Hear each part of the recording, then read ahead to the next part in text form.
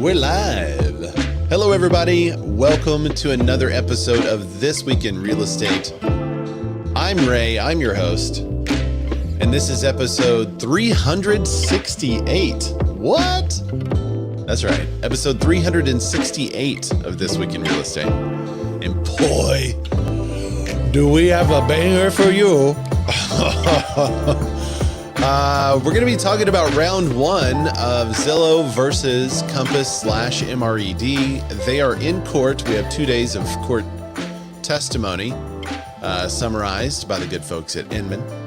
We're going to be going over those testimonies. And I'll just give you a little teaser. Day two, Robert Reffkin says Zillow doesn't care about black people. Yep. So we will dig into all of that. We also have some economic news. And we're broadcasting on YouTube, Facebook, Instagram, and of course, Clubhouse all at the same time. If you want to add your voice to the podcast and find us on Clubhouse, like many of you who listen to the show, I hear it all the time. I go to a conference and they're like, hey, is Jack here? I'm like, how do you know Jack? And they're like, well, I listen to the show. You know, hey, where's Matt LaMarche? And I always tell them, I wish I knew. But the reason why you know these folks is because they join the show on Clubhouse. So feel free to join, add your voice. You can go to bit.ly/REN Clubhouse. bit.ly/REN Clubhouse to add your voice there. But yeah, it's a big one today. But thanks for joining episode 368. Hey, we do have a sponsor potentially in the future. So that's going to be fun. I've always said that I'm not going to allow any sponsors that I don't believe in or any sponsors that are somehow like coordinated or related to any of the topics we cover. And so they need to be pretty well real estate related. Most of the people in the audience are like title, lender, real estate agents. You know, we have one appraiser that watches the show, Scap. He swears that he shares it with other appraisers, but what's up, Scap? Yeah, so we have a potential sponsors coming. So that'll be exciting whenever they get here. Matt LaMarche, he's over on YouTube. He says, USA, USA, USA. That's right. You know, we did lose this last week. We lost the soccer match, unfortunately. So now everybody in the US goes back to not caring about soccer because that's what happens. I saw someone that said Belgium has 0 SEC titles, 0 Super Bowls, 0 World Series win. I mean, they were just going all over the American things. And somebody else was in the comments was talking about all the stuff that we have that they don't. So a little bit bitter there.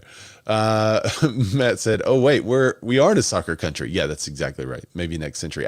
Well, you know, it depends. It depends, Matt. I will leave that alone. Scat plays better soccer than golf for sure. Have you guys tried the soccer golf thing? I think it's called foot golf. Is there anywhere in Hotlanta to do that, Matthew? Absolutely not. Scap does not want to do the foot golf. Well, I mean, if Matt was to play it, I mean, it's kind of like putting, so he would struggle at foot golf. That's true. That is true. Well, you do have to kick it a long way. There is driving. It's like kickball, I guess, though. Matt says it still feels good to wake up in America. Yeah, true. Well, if you guys are watching on YouTube, Facebook, or Instagram, Facebook and YouTube, I can display your comment just like I was doing for Matt there. If you're watching on Instagram, I can give you a shout out, just like the real Misha Thompson. He said, look at that beautiful fella. Oh, thank you. Hey, and Tori joined. What's up, Tori? Bully mentality. Nice, Misha. Misha is the reason. So anytime I see like something that has to do with Germany or a German reel, I'll send it to Misha. So I have so much German content on my feed because of Misha. So I appreciate you, Misha. All right. So I think we should just kind of dive in. Because we have testimony starting at day one of the preliminary injunction. So just to give people kind of a background, Compass teamed up with MRED. MRED is a MLS. And then MRED said, hey, we're going to be a nationwide MLS. And Compass said, great. We're going to team up with you. And we are not going to give our feed to Zillow. Basically ousting Zillow, specifically in the Chicagoland area where MRED is most popular and participates fully. And what that's going to do is make Zillow basically useless in the Chicago area. So no one's going to go to Zillow and look for homes because Compass now controls so much of the market that people want to go to the MLSs or real estate agents or Compass.com, what have you.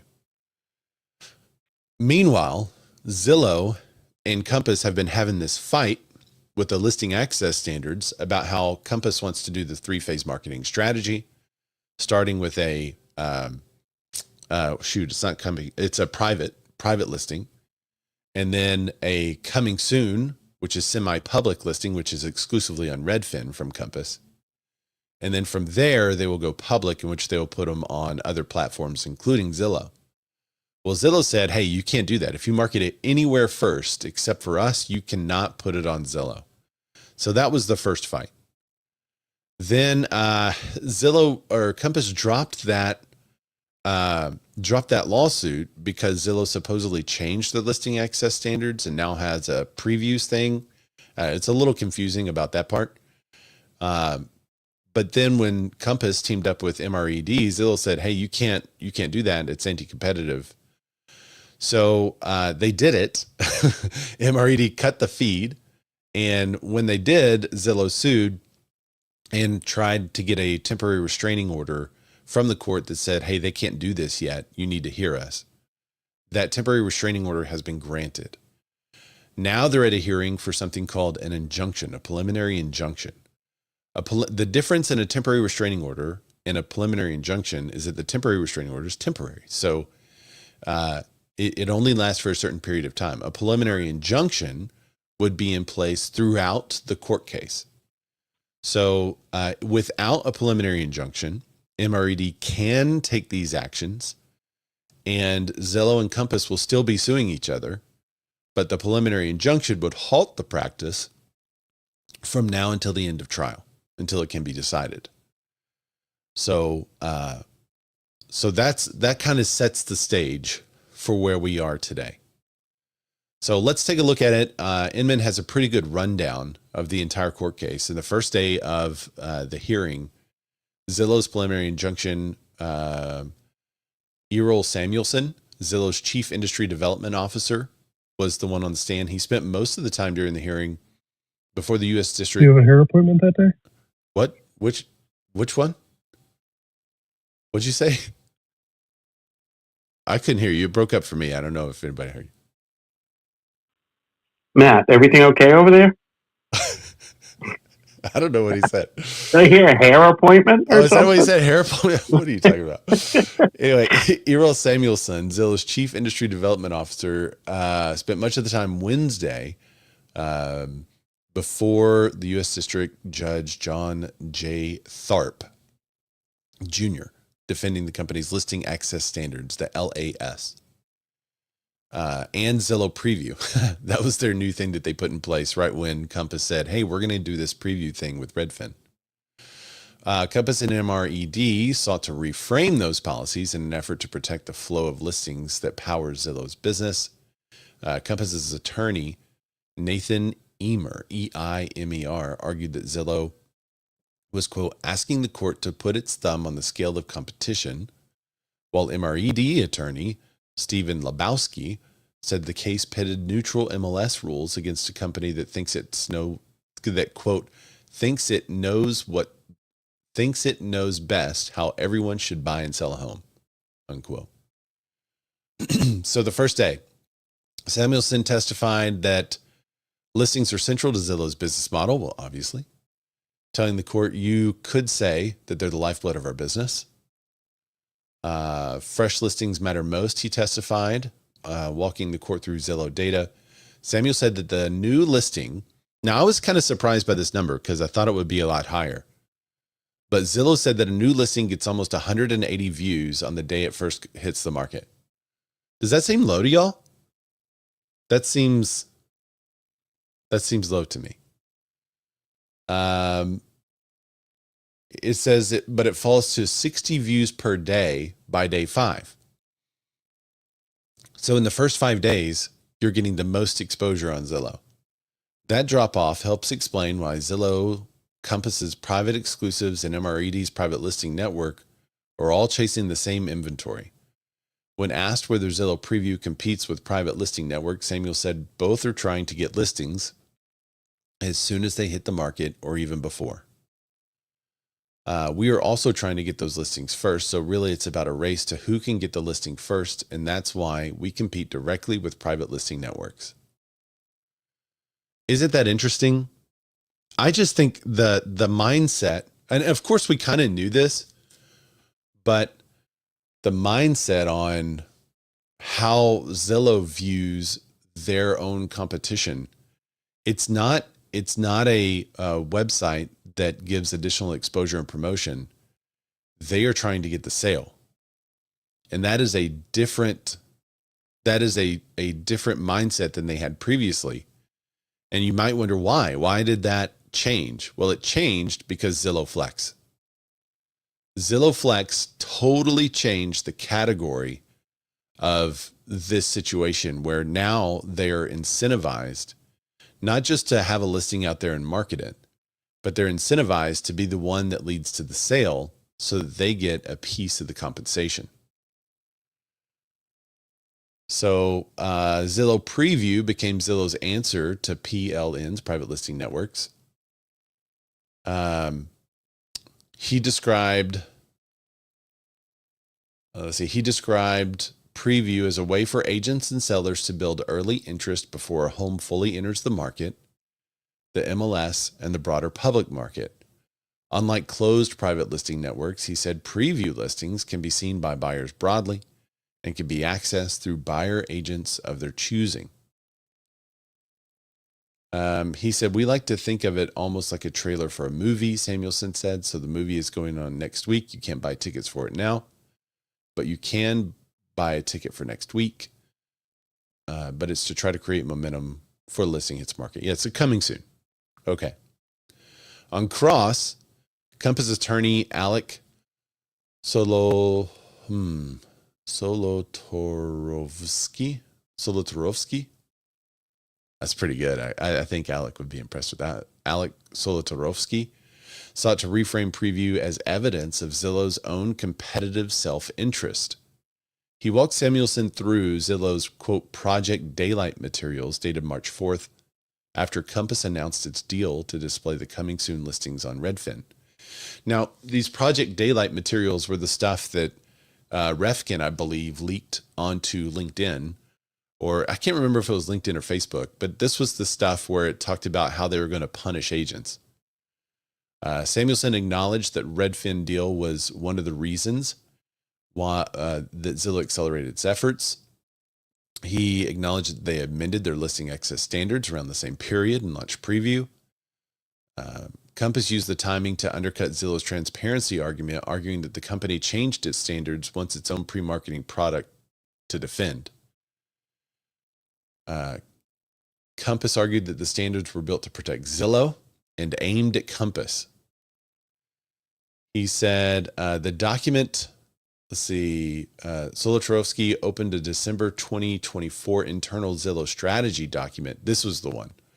Drafted months before the company adopted its listing access standards. The document contemplated how Zillow might respond if the National Association of Realtors Clear Cooperation policy collapsed. He said the document listed example hardline tactics, including suppressing listings from uncooperative brokerages in Zillow's search rankings and removing all of an uncooperative brokerage listings from the platform. One stated goal was to, quote, punish the agent for choosing to put their listings on alternative networks, unquote. A later page asked, quote, what does or else look like, unquote, and, quote, who do we punish with which tactics? Wow. Another bullet warned that, quote, everything about the hardline plan assumes we can be successful at using a hammer to keep sellers and agents on our site. Asked whether Zillow had been prepared to, quote, hammer people to keep listings flowing to Zillow, Samuelson called it Colorful language.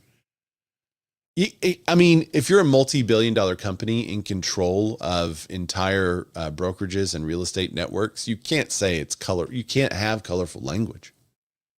I mean, that's so crazy. He said, quote, I think the important point is what we did wind up doing, Samuelson testified. We implemented our listing access standards, which I don't think is a hammer. It was definitely a hammer. That was definitely like the tapping to get everything straight. That's definitely a hammer. Samuelson repeatedly characterized the document as a thought piece.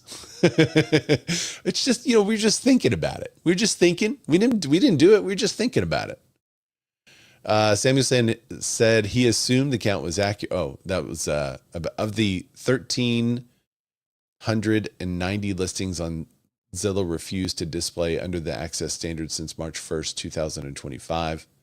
Sowovsky said all but 8 were Compass listings. Wow. That's wild. And there are other agents that were marketing properties off of Zillow prior to going onto Zillow. Oops, hang on. So it's on Do Not Disturb. I don't know what more that I can do besides the Do Not Disturb, but it's on Do Not Disturb, and I still got a call through there. My bad. Hopefully it'll go away.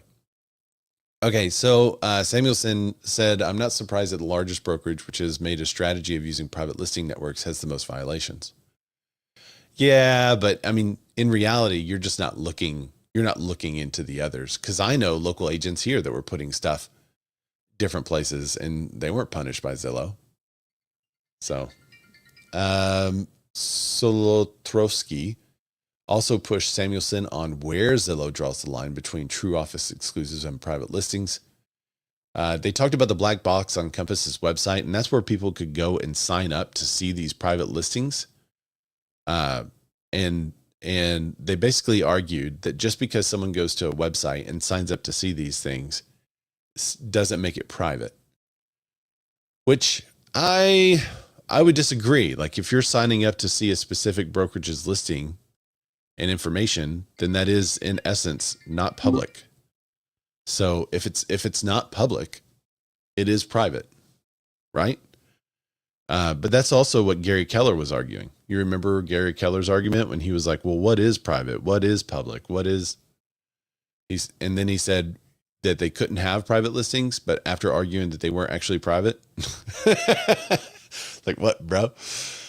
He said private listings. Samuelson said Zillow was drawing a different line. Private listings are fine, right? Because there are some sellers who prioritize privacy. Samuel said that's great. What we take issue with is when it's not a truly private listing. Anybody on the open internet can come see this listing. All they have to do is fill out the box. But of the thousands and thousands of people that visit Compass's website, how many are filling out the form? Let's see. Okay. I'm going to skip down here. Browd's testimony teed up the coordination theory. Later in the day, Zillow called Fran Browd, Compass's regional vice president, for its Mid-States North Territory, an MRED board member. Browd initially testified she did not tell. This was a bad call. Bad call. You guys, weren't these people deposed? I mean, you have to know what's out there. I mean, surely you have discovery and you could tell what they have on you, or maybe you remember your email. This was a bad look. So Browd initially testified she did not tell Compass agents they could not submit listings directly to Zillow. Zillow attorney then showed her an email from May 12th to Compass Chicagoland agents stating Compass will not provide Zillow with a direct listing feed, and that, quote, Compass agents cannot directly submit for sale listings to Zillow. So Browd acknowledged the language. She also confirmed that Compass kept its direct feed to Redfin. I wonder if she was trying to say, like, mechanically, there's not a way to do that, not permission wise. Because that could be a distinction without a difference in the result, right? So I wonder if I don't have the full email, so I don't know exactly what she meant. But I mean, that's it. if if you say I didn't say that and they have an email showing that you said that, you'd be like, well, no, that's not what I meant. I meant they can't because mechanically there's no way to do it. That would be different. Anyway, it's interesting. Lau also questioned Broad about internal Compass document titled Notes from MRED Calls, which Broad said reflected their employees' notes from calls that day. Lau read portions stating, quote, MRED is protecting all agents and listings from Zillow bans, and, quote, if Zillow bans anything, they could lose their feed in Chicagoland, unquote, and that MRED would protect you from Zillow. Browd confirmed Lau had read the language correctly, but said the document reflected her employees' takeaways. These are Hemmings' notes. I didn't write them. I think these are Mr. Hemmings' takeaways from the number of calls that took place on that day. I don't really see anything wrong with this. I mean, if they're trying to say they coordinated, of course they coordinated because Compass put all their stuff in that feed. I mean, maybe I guess the coordination is to be anti-Zillow with it, but yeah. All right, so Lau then walked Browd through a series of Compass meeting invitations, included MRED data pool preparedness, Chicago MRED feed plan, and MRED feed cut.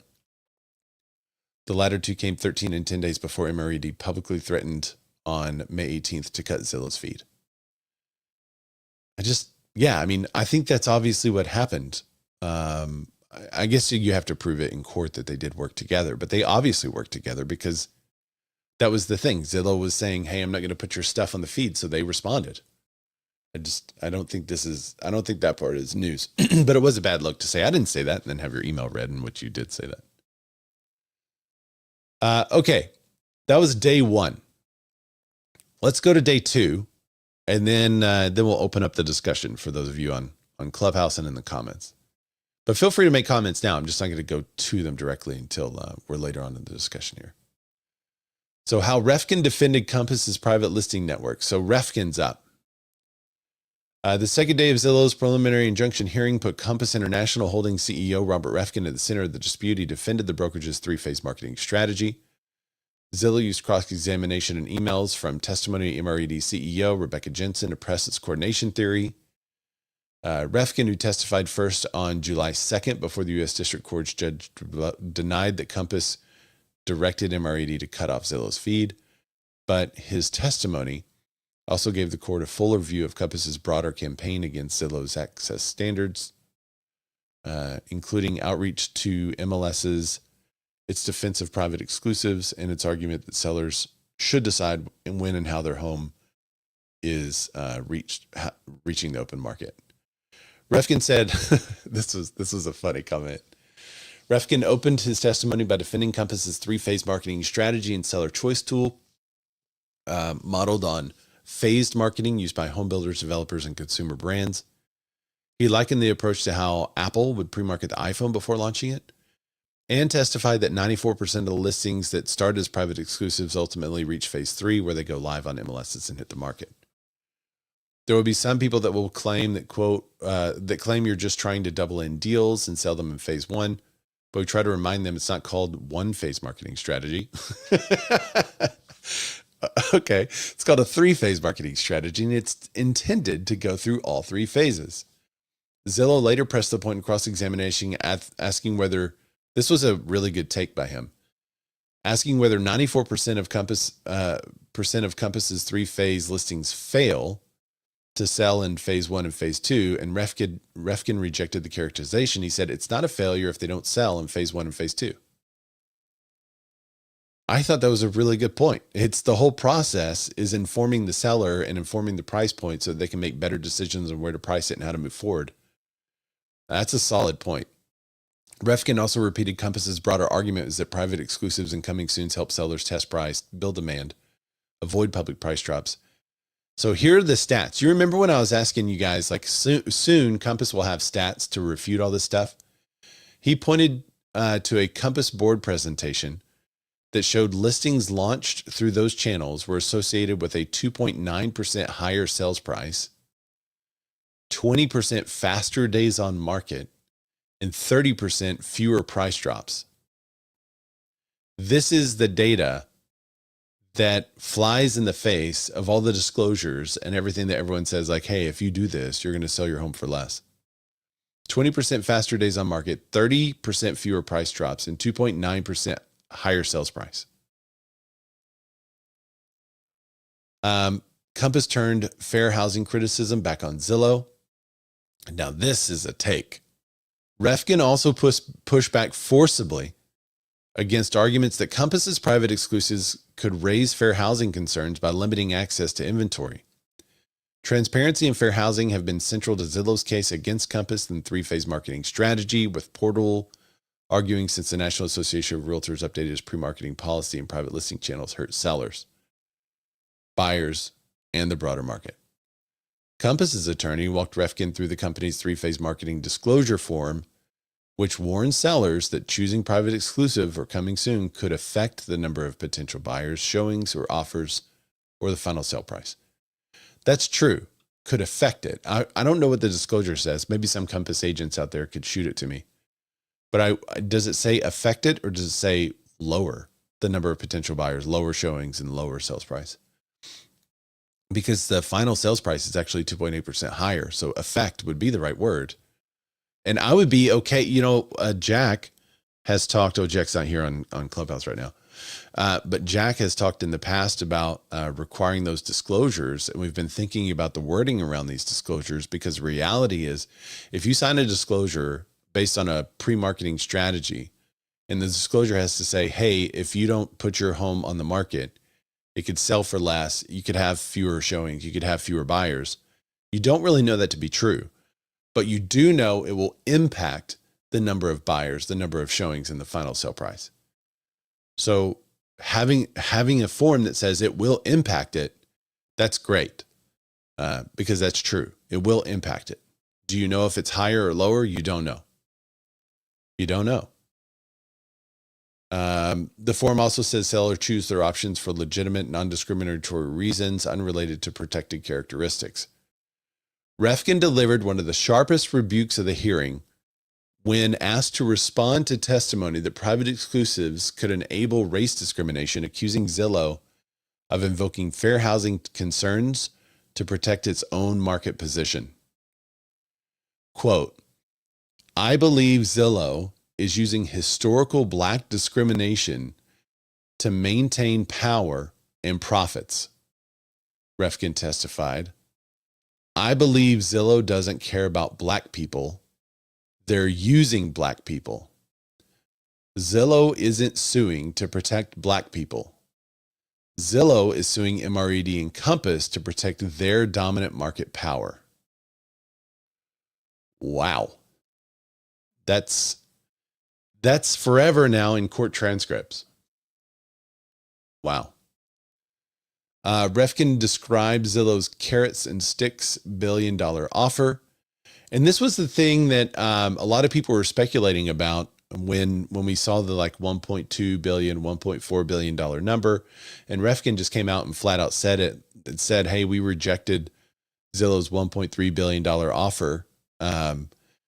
So he testified that the Zillow executive told him he had carrots and sticks, and that Compass should meet with Zillow if it did not stop marketing homes outside the portal. At an April 1st meeting, Reffkin said Zillow CEO Jeremy Hoffman told him, quote, we will not allow you to market listings outside of Zillow.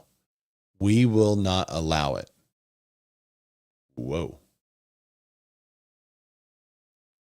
Reffkin also testified that Zillow later offered Compass between $1.3 billion and $1.6 billion in annual revenue uplift if Compass agreed not to let its agents market listings outside of Zillow.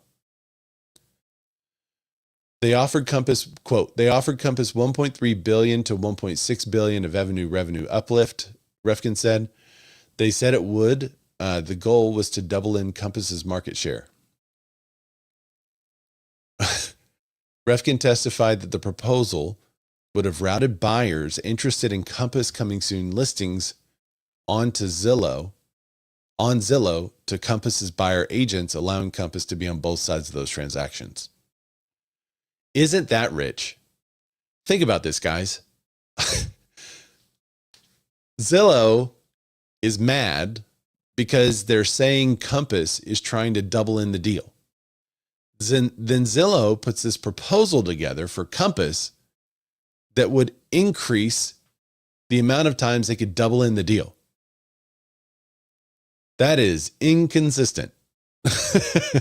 Asked why Compass rejected the offer, Reffkin pointed to his mother, who he said had been in real estate for much of his life, now an agent at Compass. He also said Compass agents are independent contractors. With every decision I make, I say, would I do that for my mom? Reffkin testified. So he would not do that for his mom. He would not put his mom in a position to double in the deal. No, I'm kidding. What do you say? What do you mean, Reffkin? What do you mean? So that was not explained more. That was it. I wish they could have explained that more. Like, why wouldn't mom be into that? But I guess that's hearsay. Reffkin also framed Zillow as benefiting from the listing agents create without contributing to the listings of its own. Zillow, he said, does not contribute, quote, not one paying agent subscriber, not one listing to the MLS system, while extracting listing content and value from agents. They've been able to do that for a number of years, which effectively makes agents the cheapest creators of content in the world. This is exactly what I said last week on the show. Maybe he watches. What's up, Robert? Zillow's attorney, Bonnie Lau, used cross-examination to focus on communications between Reffkin and Jensen, including text showing that Reffkin sent Jensen Zillow documents from Compass's New York lawsuit against the portal. In one exchange, Jensen asked whether she could forward Zillow strategy documents to the Illinois Attorney General and news reporters. Reffkin also directed Compass employee to send Jensen documents related to MRED, MLS, and lobbying in Illinois. I mean, is that a big deal? Asking, hey, can I send these documents to the Illinois Attorney General? That seems like why would that be a bad thing? That seems like Compass is saying like, hey, this has got to be wrong. Can we send these strategy documents to the Attorney General? What, I don't know why that would be wrong.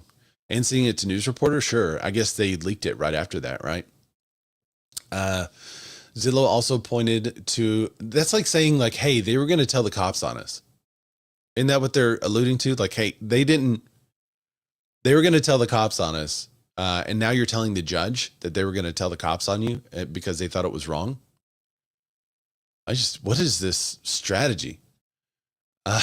Zillow also pointed to a April 24th text in which Reffkin connected Jensen with Compass's president, Nida Navab, writing Navib would help a few dozen Compass agents that had been banned sign up with MRED that day. Well, okay. Jensen testified that she loved the message. I guess she did a heart reaction because she was focused on possibly the possibility of getting more agents. Again, if Zillow's going to block them, then yeah, they're going to find another outlet. Reffkin said he did not know how many Compass agents had joined MRED, had not seen the data, did not track it. He said it was pretty certain Compass had no goal for how many agents would join. Zillow argued that these communications show that Compass and MRED coordinated to pressure the portal into banning its standards. Jensen denied that characterization when she took the stand. I think pressured them to abandon its standards. How would you deny that? I mean, obviously you're putting pressure on them by taking off the listings so that they would change those standards. But if you believe those standards to be wrong, then why would it be wrong for you to take actions that would secure your people? I guess taking actions to directly try to affect someone else is wrong, but taking actions to help yourself is okay. Maybe that, I don't know the law on that, so that's why I'm asking. When we suspended Zillow's feed, we acted completely on our own, Jensen testified, adding that the decision came only after a year of conversation with Zillow, in which MRED repeatedly said Zillow's ban did not comply with its licensing agreement. So even before Compass got involved with MRED, MRED was telling Zillow, like, hey, you're not in compliance. You're not in compliance. I wish they had those emails. Jensen also said previously banned Compass listings. Jensen also said using previously banned Compass listings to justify suspension wasn't the plan. Okay, then it talked about Bright. Basically, they Reffkin went to Bright and said, hey, we want you to help. And Bright was like, nah, we're not going to do anything. And Compass was like, fine, you sold us out.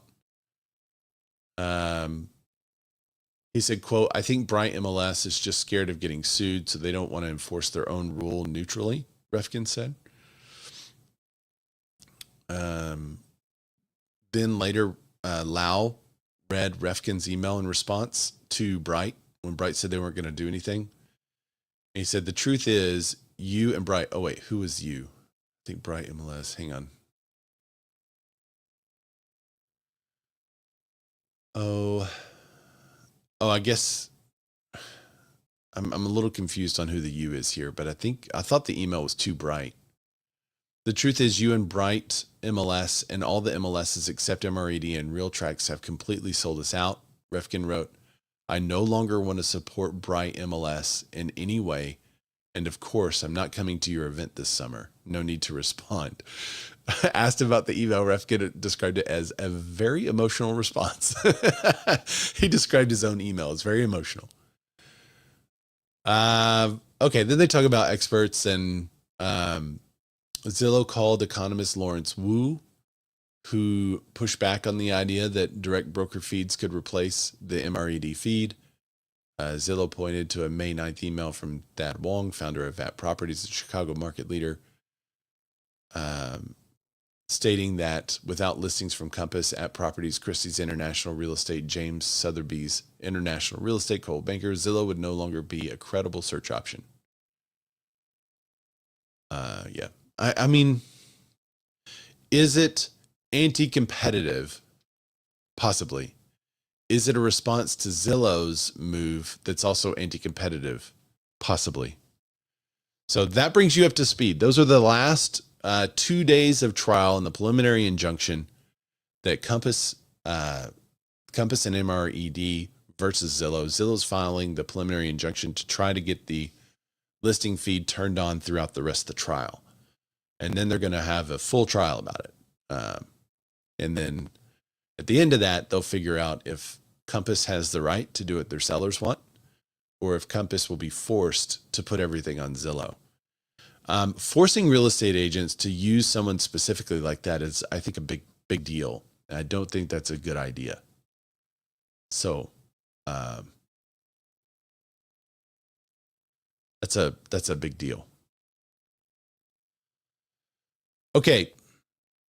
Any thoughts on this, Scap, Matt? Any other developments?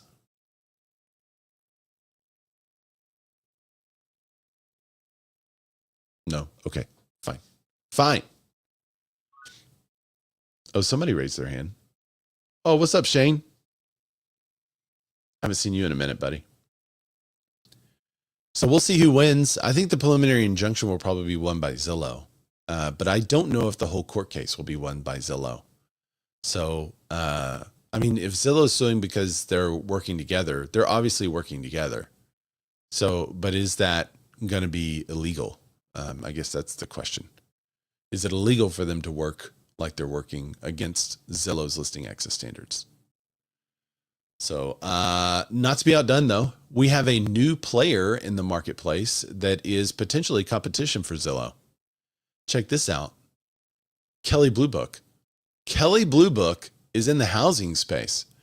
Now, we talked about this several months ago when they first announced they were going to do this.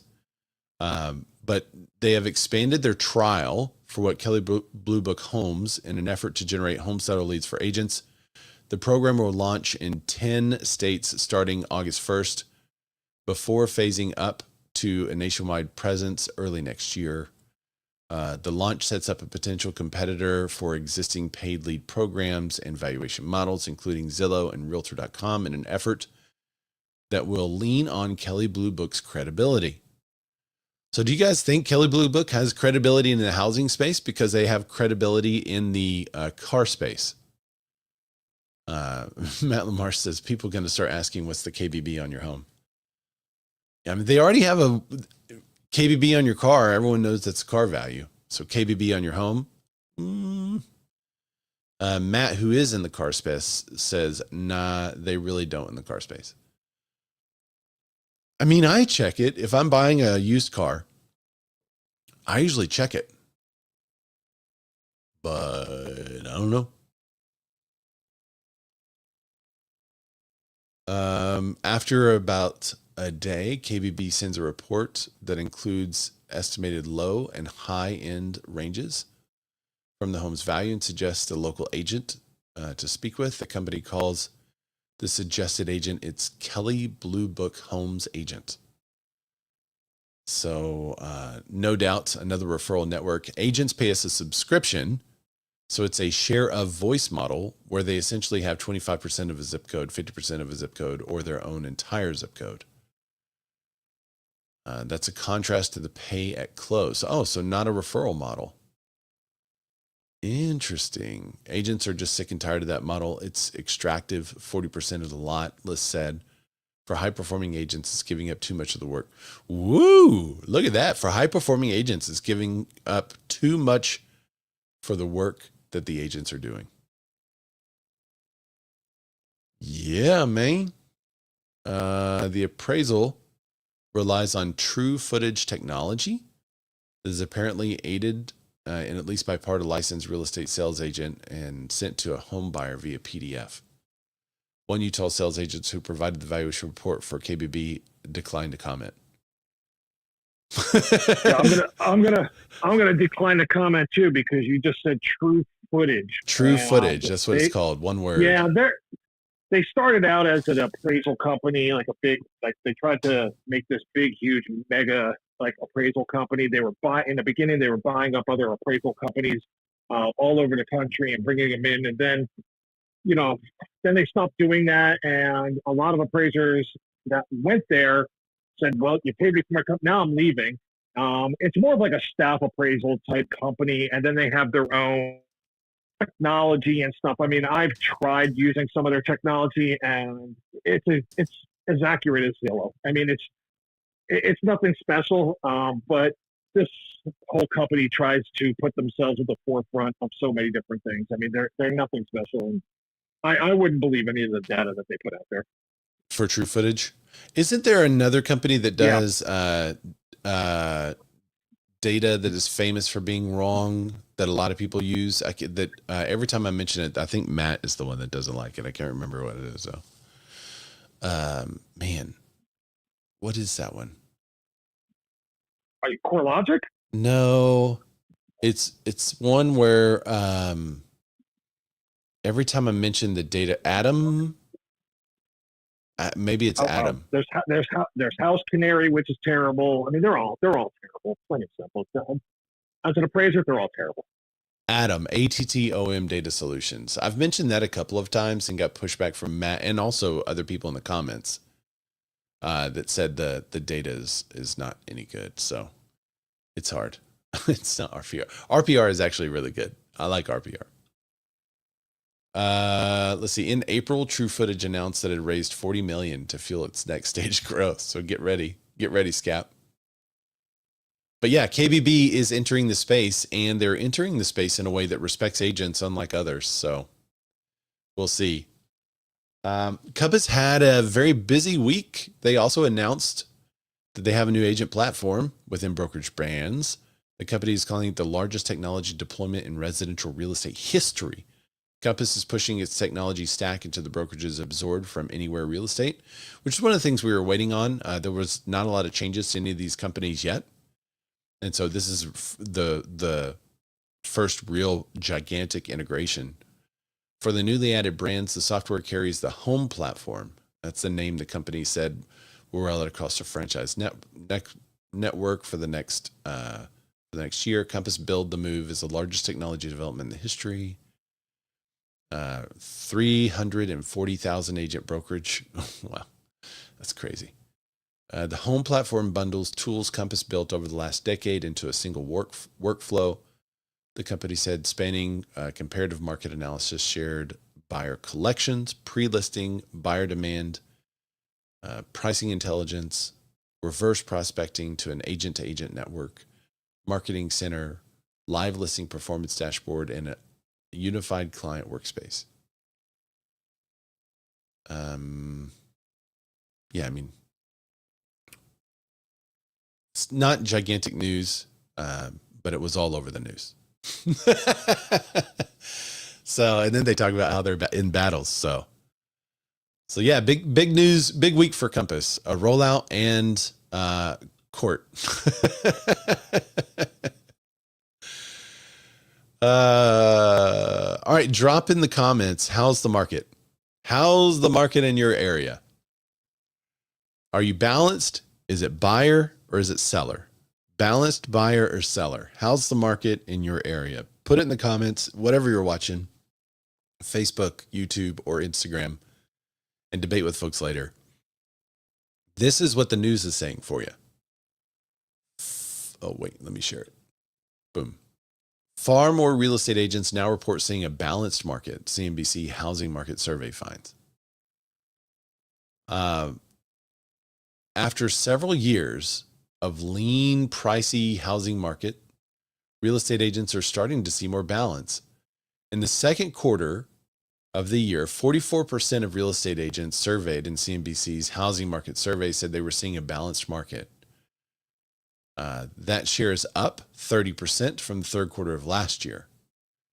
So nearly half of agents say the current conditions point to a balanced market. It certainly feels like, depending on the home, depending on the neighborhood, depending on the condition and the price point, that both the buyer and seller have a little bit of leverage, said Jeremy Kane. This is exactly what I tell my clients. Like, how's the market? Like, well, it really depends on the neighborhood, depends on the home, depends on the condition, depends on the price, depends on the area, depends on the seller, depends on the buyer. That's how you know it's a balanced market. Whenever one day you have a home that sells in an hour and another day you have a home that's 90 days, you're in a balanced market. If everything is just flying off the shelves in 2 days, it's a seller's market, right? If everything's sitting for 120 days, it's a buyer's market. So this one is one of the best in-between markets I've seen in a long, long time. The CNBC Housing Market Survey and its national inquiry of real estate agents selected randomly across the United States. I wonder if those are some of those calls that I hung up on. You know, I always wonder, like, how do they get these agents? Because as soon as mine says potential spam, they're gone. They gone. Home sales in May were up slightly 3% higher than the same month last year, according to the National Association of Realtors. That was the result. More supply on the market. Sellers appear to be getting more realistic when pricing their homes. No one, quote, no one really seems to be fighting me much on price like they used to, said Bruce Jones with Compass in Nashville. We're not really seeing huge decreases in price. We're kind of plateaued, but I don't see people arguing too much about that. If it's priced correctly, it's moving. Period. I would agree with that. That's what I'm seeing too. So I'm reading your comments, but I'm late to the party, Matt. Agents who reported at least one price cut to active listings dropped dramatically in CNBC's second quarter survey, 57% compared with 89% in the third quarter of 2025. Look at that. Share of U.S. real estate agents reporting price cuts, way down. So there was definitely some aspirational sales prices going on, and there is less now. I mean, I just had a conversation with a seller yesterday that, you know, I was showing him what the sales say it could go for, but my gut is a little lower. And he was like, let's go with your gut. I don't, you know, I feel that too. So I think sellers know.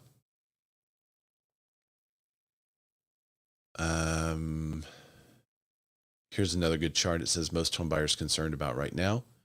The economy is sitting at 21%. Mortgage rates at 37%. Inventory at 14%. And prices at 29%. Okay. monthly payments tick up for the first time in 8 months. I feel like we already talked about this. We may have already covered this, but the article came out after the show last week. But I think we did hit on this. The daily average year fixed mortgage, the recent change is down from 6.65%. That's the mortgage rate. Year over year, it's down from 6.86%. But so you're asking, well, if the rate's down, why is the price down? It's because of the pricing. Median sales price is up 2.5%. So let's go to the next one because I think we've already covered that one. Weekly mortgage demand drops as rates remain stuck in a narrow range. So mortgage rates have been hovering in a tight range for more than a month, and that range is on the relatively high side as a result of mortgage demand. Isn't moving much either. Total mortgage application volume dropped 2.2% last week. Applications to refi dropped 4%, and applications to purchase fell 1%. So super rate sensitive market. Okay, and this article was on Realtor.com. Home prices will increase less than expected in 2026. So maybe less than they expected, but if you recall, I believe we started to talk about the plateau on the prediction special. The updated forecast predicts that mortgage rates will average around 6.3% through the end of the year, unchanged from the original forecast in December. Taken together, the economic shifts combined with the softer price growth were expected to materially boost affordability for the home shoppers through the fall and winter. In fact, the typical monthly mortgage payment for a medium home sold is projected to fall 1.9% from a year ago.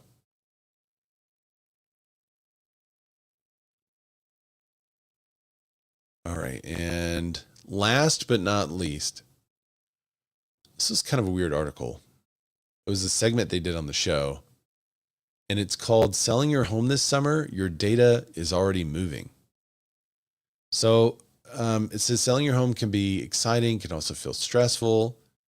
The risk is real. Someone who just sold a home may have cash on hand, well-funded bank account. Then that makes sellers a prime target for fraud.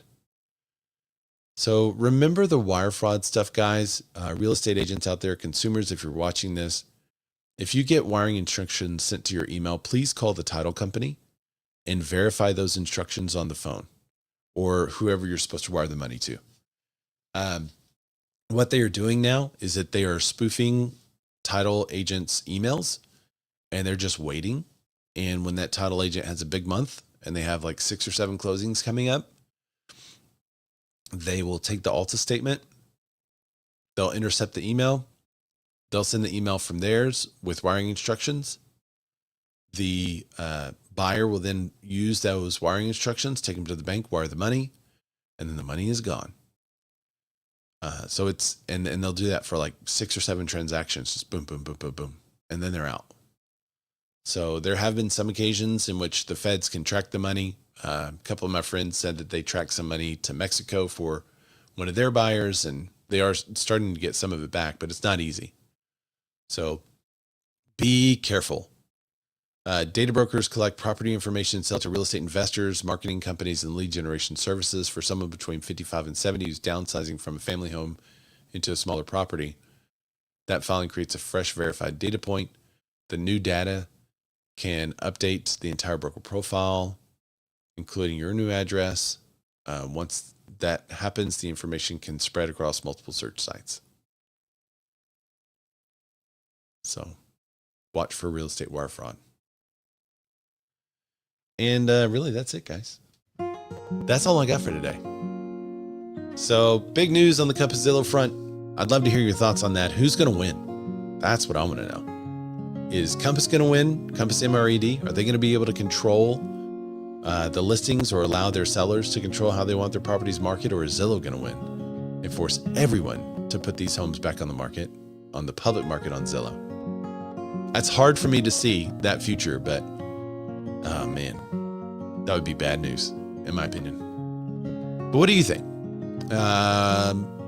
Thanks for joining. I know a lot of people, I got a lot of messages. Thank you for sending me messages, by the way, that you're not going to be on the show. I appreciate it. Even though some of you, I don't know that y'all listen live because you don't say anything. You're lurkers. That's what it's called. You're lurking. That's fine. It's fine. I'm just glad you're here. I'm glad you're watching the show. Please do all the subscribe-y things. Subscribe, hit the bell, send it to a friend. If you're listening or watching, you got a real estate agent friend that thinks that you think needs to know what's going on in the market, send this to them. I'd love for them to subscribe. And thank you for all the audio listeners who make it this far in the show. So bye, everybody. I will see y'all next week.